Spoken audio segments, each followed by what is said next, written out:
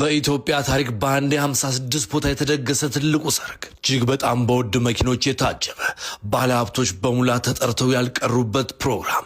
ነገር ግን ወገኖቻችን ከሌሉ ከነሱ ጋር መብላት ካልቻለን ሰርጋችን ሰርግ አይደለም ያሉ ሁለት የከተማችን ባለሀብቶች የደገሱት ድግስ የመኪና አስመጪው አቶ በላይ ደበበና እንዲሁም ወይዘሮ ትልቅ ሰው ገዳሙ ልጆቻቸውን በሙሸሩበት ዕለት የተናገሩት አንድ ነገር ነበር።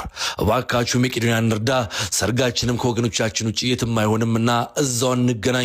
በቃላቸው መሰረት በ56ቱም ቅርንጫፍ መቄዶንያ ላይ ያሉ አረጋውያን አበሉ፣ ድግሳቸውንም እዛው አደረጉ። ከ9,000 በላይ ሰዎችን መመገብ ችሏል። ለ200 እናቶች እንዲቆርቡም ልብስም አልብሰዋል። ሰርፕራይዙ ግን እሱ አይደለም። ደጋሾቹም እንዲህ ሲሉ ተናገሩ። ብዙ ድግሶች በልተናል፣ ብዙ ሰርጎች፣ ብዙ ፕሮግራሞች ይናል።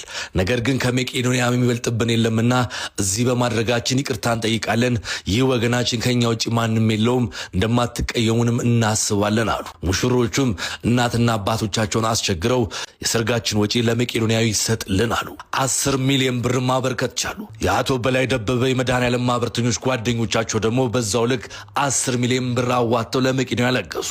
ሶስተኛው ሰርፕራይዝ ለመቄዶንያ ሲኖትራክ መኪና እንካችሁ ተባሉ። የደጋሽ ቤተሰብ ቀናነት በሙሾች ልብ ላይ ማንጸባረቀ።